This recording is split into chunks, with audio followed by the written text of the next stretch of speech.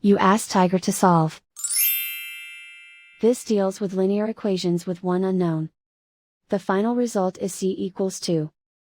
Let's solve it step by step. Group all c terms on the left side of the equation. Add 3c to both sides.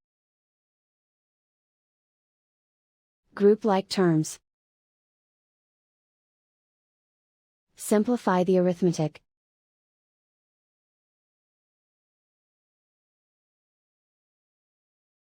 Group all constants on the right side of the equation.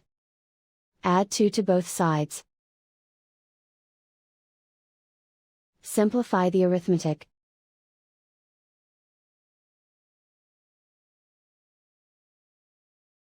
And so the final result is c equals 2.